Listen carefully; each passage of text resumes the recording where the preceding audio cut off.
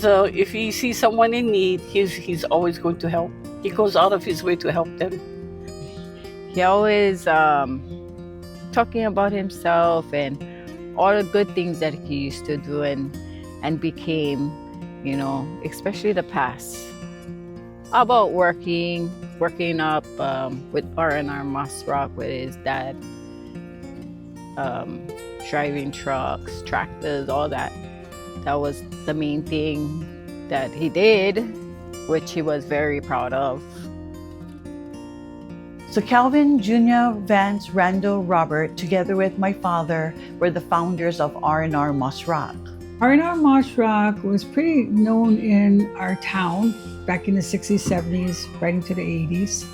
One of the fun things I recall recently, one of the workers, Popoki, said that he'll never forget while working at R&R Moss Rock, during lunchtime they would bust out the corned beef can and the spaghetti, and they would just eat up.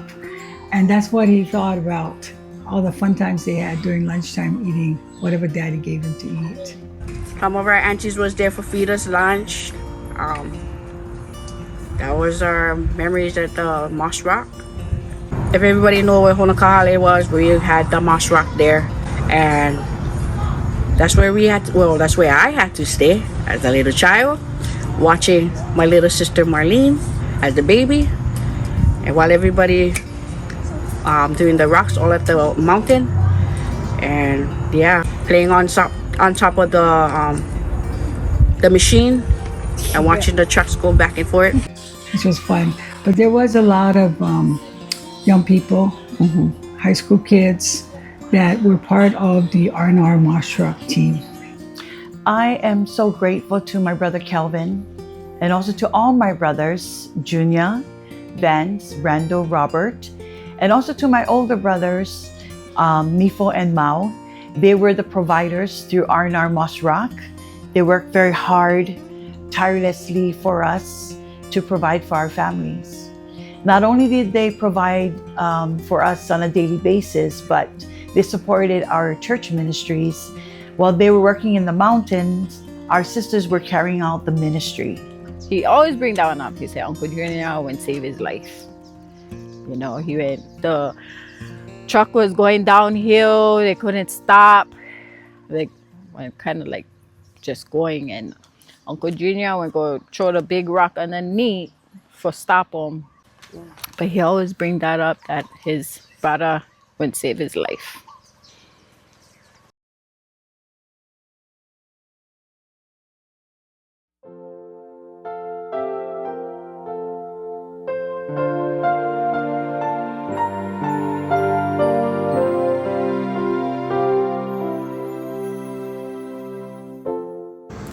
So we lived at Eva.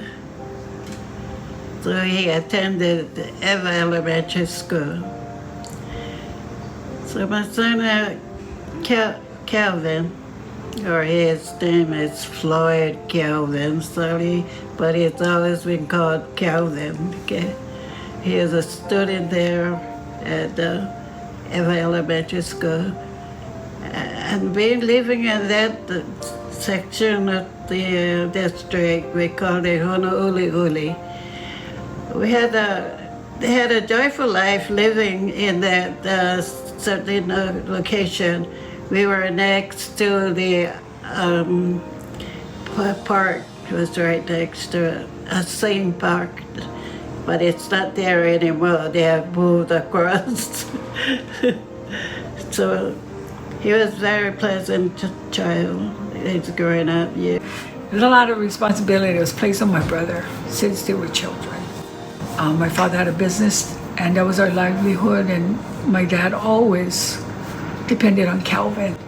So at a young age, I think I was at 4th grade when I noticed he wasn't in school like all of us. Floyd Calvin and Michael Jr., well, they was still in the elementary school. At one time, my husband was sending to come out of school to help him in this business because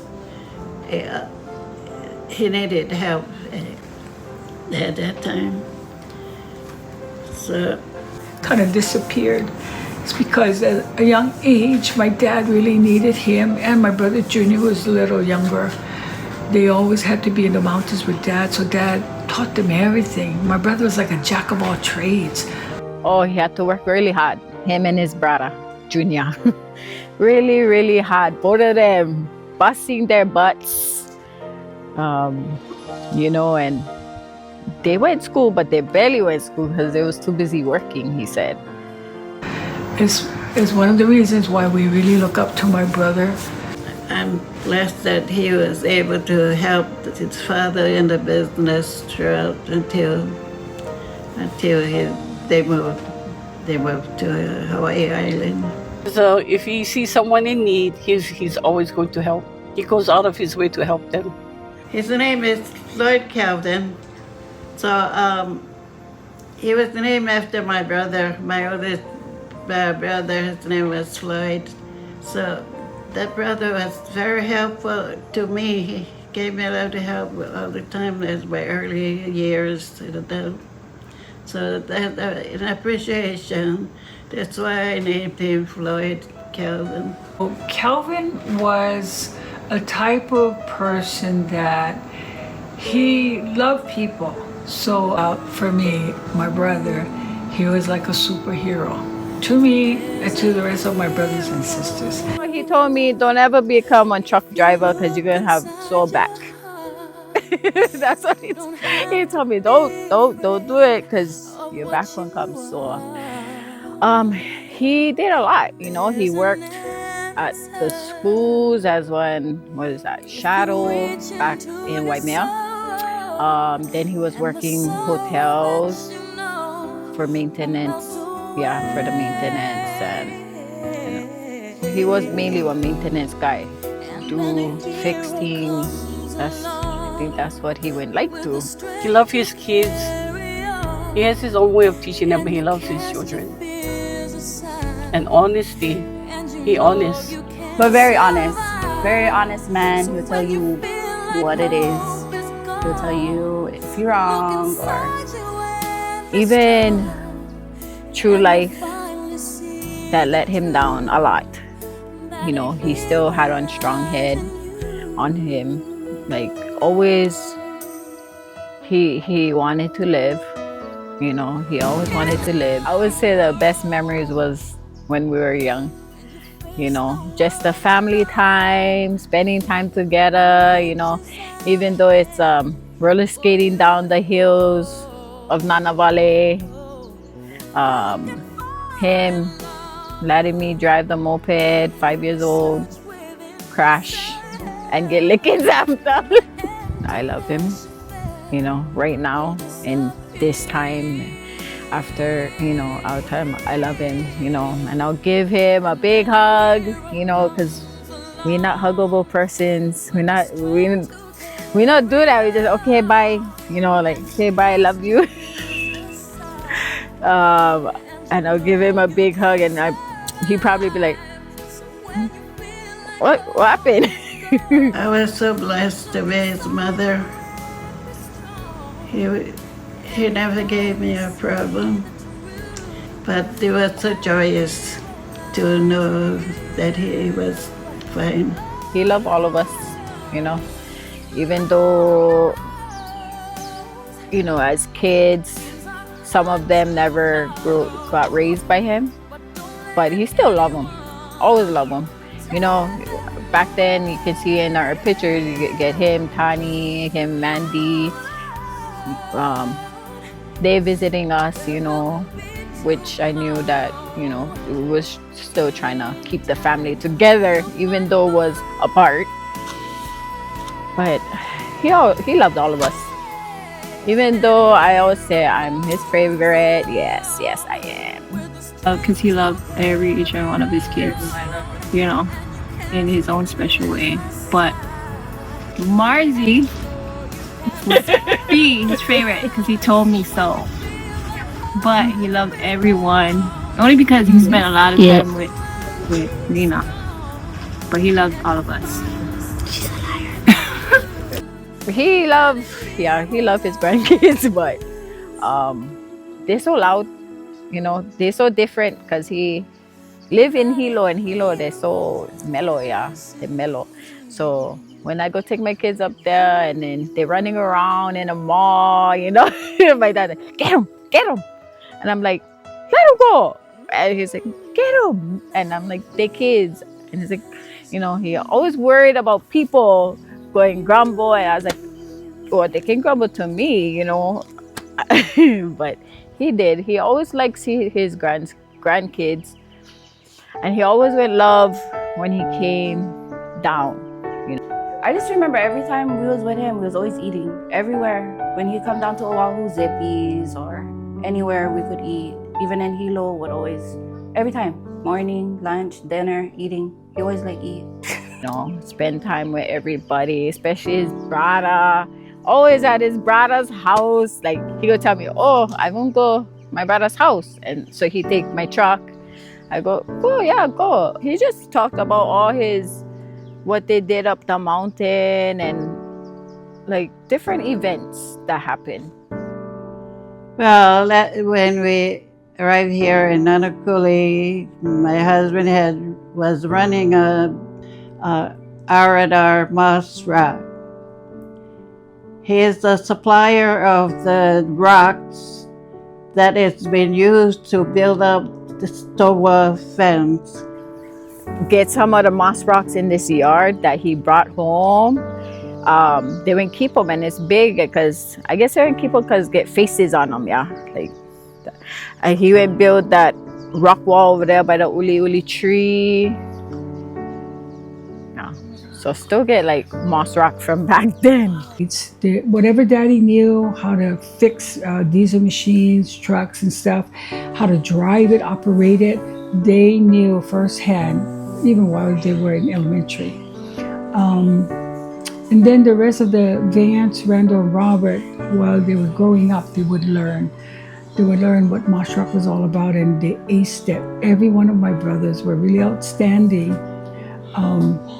young men, but they handpicked, and they would load it by hand into the loader, the machine.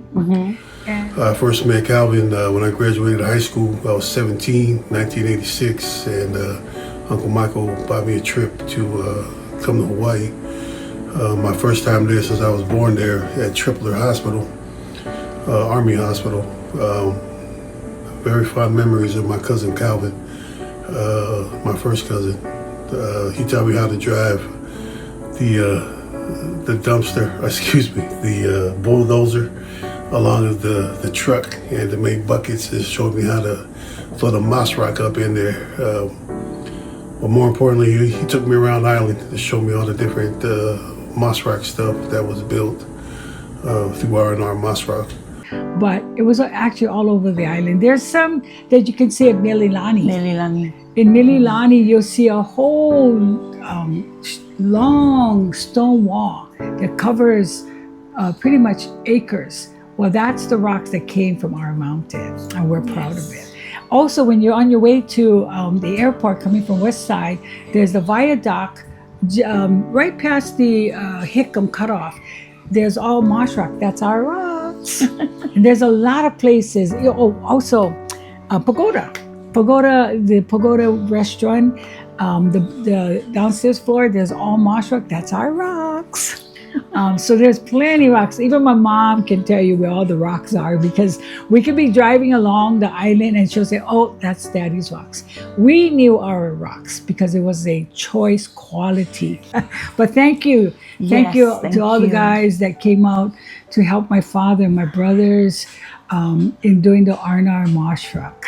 32 years he'd been on the Big Island. He was like a resident manager. Maintenance, doing all the work. You know, when he passed away, you know, all the neighbors came, said their condolences, said how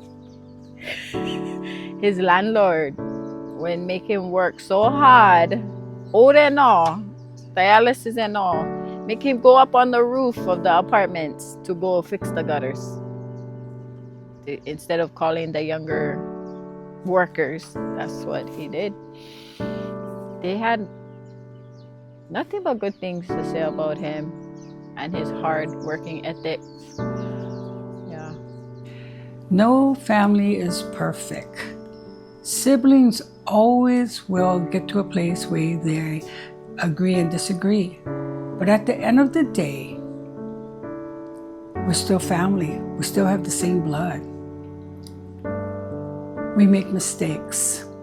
One thing that was so important for our family, because we had a lot of children in the house, is my dad would always bring us back together, and he would have us to forgive. We got to make right with each other. Dad always brought us back. At the end of the day, he says, the Bible says, do not let the sun to go down on your wrath. So he had us to exchange forgiveness towards each other. 2 years before he went past, 2 years ago, I finally went ask him, oh, why you gave me away? And he told me, like, I never like give you away. You act like I want to forgive you away. But yeah, he basically told me he never like give me away.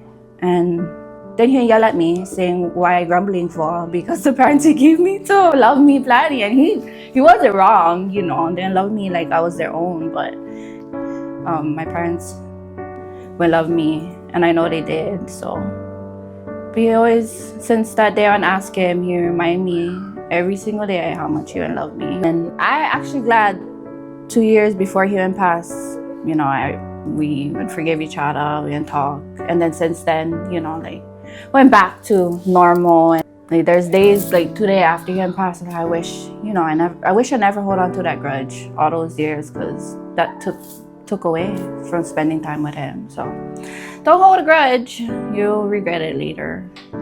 So no matter how bad it is, there has to come a point in time in our life that we have grace for each other, and that we're able to express that and to forgive each other. Find a common ground to reach out to each other while you have that. Funnest memory of Dad was when I got to actually build a relationship with him. I mean, I wasn't raised with him, because I reached out to Dad and wanted to, you know, get to know my dad, my father. And since then, we started talking stories, and found out my dad's a Popoki. But he's funny, his stories was amazing. And even in the last days with my brother, in speaking heart to heart, we spoke of issues that he seemed troubled about.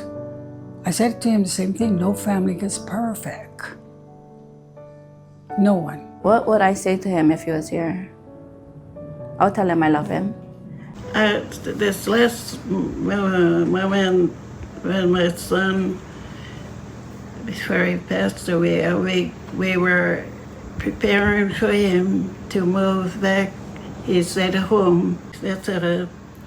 We had a chance to talk to him through the phone, and I told him, I love you, my son.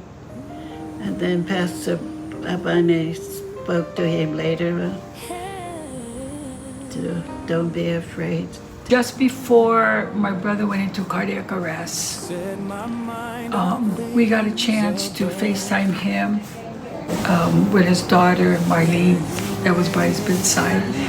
And even in reaching out to my brother in this last breath was to reach out to tell him that we loved him, and that encouraged him that should Jesus comfort you, make your peace with God now. Like for everybody in this life, you need to make your peace if you haven't. But for my brother, it was to make his peace with God. Let go of everything, release it. But should Jesus come to you, I said to my brother, run towards the light and do not be afraid of it. In the last moments of my brother's life, I had a glimpse of my brother. The glimpse of seeing my brother transitioning from this life into the next life. And one of the amazing things that I saw in that glimpse is I saw my brother walk towards the light, where that is Jesus. And I saw my brother have his encounter with that light who is Jesus. He knew He was out of his body. He knew he was walking into the presence of God. And what I saw was so profound because I saw my brother at the place where he met the light of Jesus. I saw tears streaming down his face to where he knew he made it. I had a chance to say, I love you, my son. I want to say I love you, Dad. I miss you. We were supposed to work on cars together. So maybe we'll do that. No, I'll do that with my sisters. I'm proud to know that my dad is part of the legacy of Barnard Moss Rock. And that they would hire people from the community on the west side, you know, for provide for their families. And I think that's like pretty awesome to know. You know, he was a good person. Like, I always stood by my dad since then, and I still stand by him, you know. To never take anything for granted. Always make time for the people you love.